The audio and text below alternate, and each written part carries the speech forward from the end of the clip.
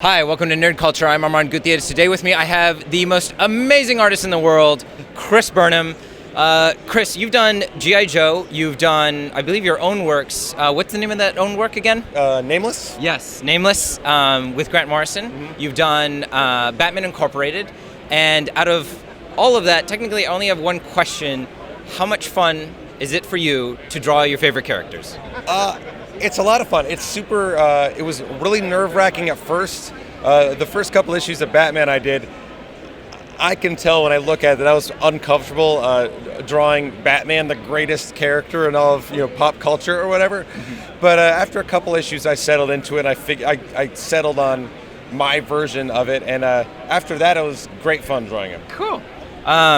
It seems as though you have a very particular skill, a very needed skill within comics, and that's drawing gore. Uh-huh.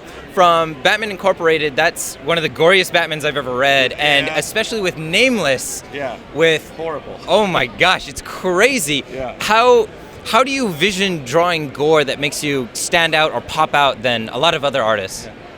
I don't know. I get a real. I don't know why I get a real charge out of gore, and it's a very visceral reaction, and it's stomach turning and off-putting, but also oh, I don't want to see that again. Oh, I need to know everything about that. So that I need to get into it so that it won't gross me out. I need to get in there and defeat it. Maybe I'm not sure, but so I've got a real love-hate relationship with it, and so it's it's something I put a lot of effort into to getting right. And I've got no problem with going deep into the internet to find horrific reference for what that would actually look like. Like for the slaughterhouse scene in Batman Incorporated, I spent a week watching actual slaughterhouse videos to get that right.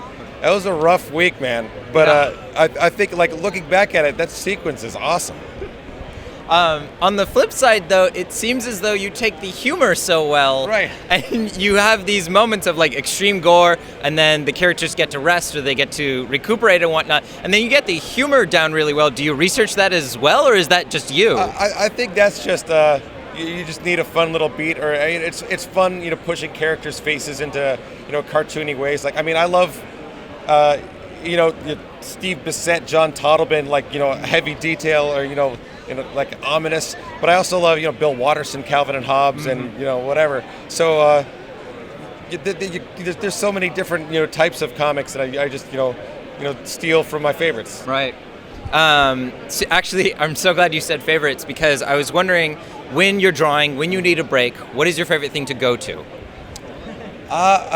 These days I'm really into Shonen Jump, which so it's like I'm a 13-year-old boy, and once in a while I'll be like, oh, this is clearly for children. What are you doing?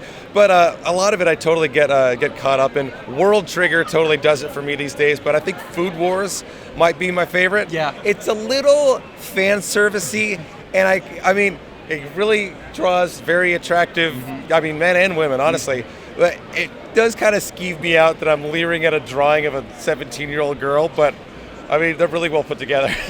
So going from slaughterhouse scenes to making comedy to watching maybe too much edgy stuff, what genre would you like to go into next? Is it Shonen Jump that you would like to try next, or is it just a new storyline you want to try? I don't know. I don't know. I'm not sure what the answer is. Right now, I can't talk about what I'm working on right now, but sure.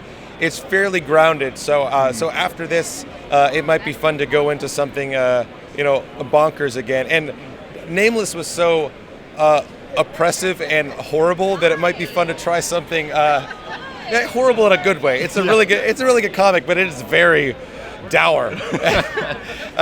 So it might be fun to do something a little bit more fun. I did this drawing today, kind of just for the hell of it, and so it might be fun to do something like that. Yeah, especially when you draw Bruce and Damian together, you totally get that son and father vibe, much more than pretty much, I think, a lot more other Batman comics. Of course, he's his only real son, right. But I always like the way you draw Bruce on the way he looks at Damian and whatnot, and it feels like an actual relationship. Right, well, thank you. Yeah.